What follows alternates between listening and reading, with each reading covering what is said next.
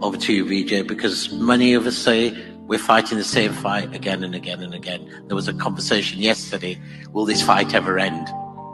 Will this fight ever end? Well, first, Asad, thanks for forcing me to come to Glasgow. When I walk the streets of cities like this, Glasgow was the UK's second most important city. Beautiful buildings, beautiful streets, a gorgeous city. It had Red Clydeside in 1919, the uprising to create a Soviet in Scotland. But it was, crushed, of course. When I see cities like this, I think also about the other side of it. There's a phrase from Walter Benjamin, every monument of civilization is also a monument of barbarism. I think of the famines in Bengal, the jute workers in Bengal sending jute to Dundee through the Glasgow port.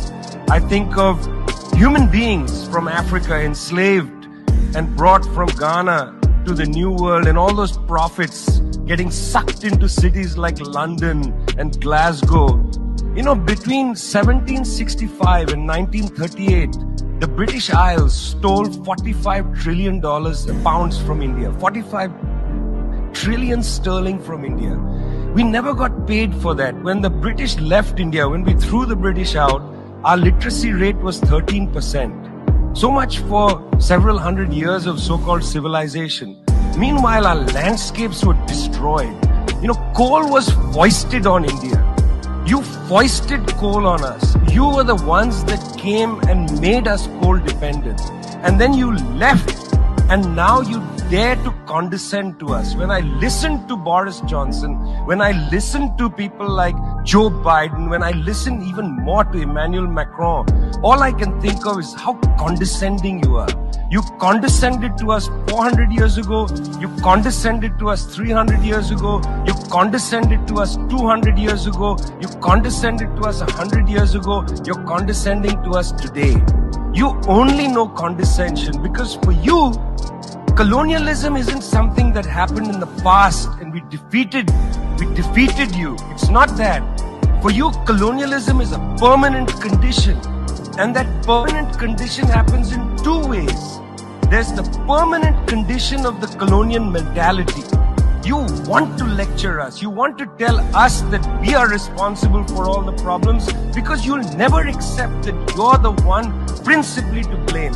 You signed the Rio Formula in 1992 on common and differentiated responsibilities. You like the common part.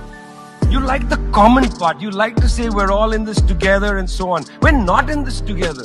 The United States, 4-5% of the world's population, still uses 25% of the world's resources. You outsource production to China and then you say China is the carbon polluter. China's producing your buckets. China's producing your nuts and bolts. China's producing your phones. Try to produce it in your own countries and see your carbon emissions rise. You love lecturing us because you have a colonial mentality. Then there are colonial structures and institutions.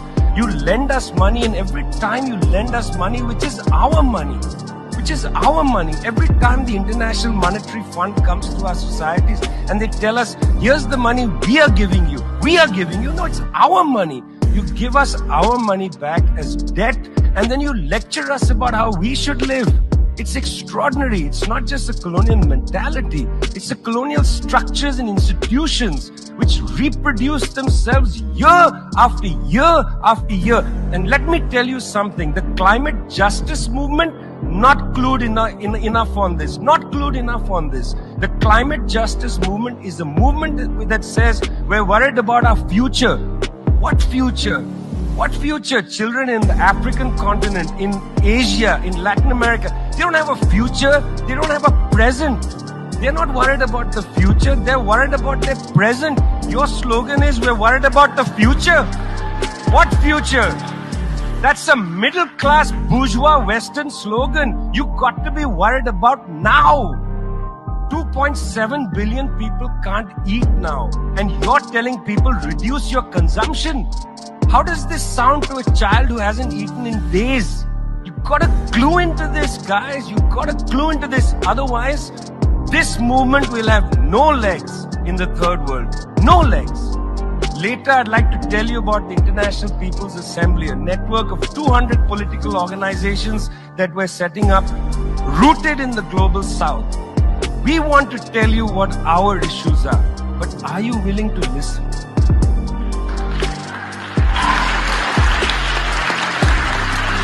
Thank you, Vijay.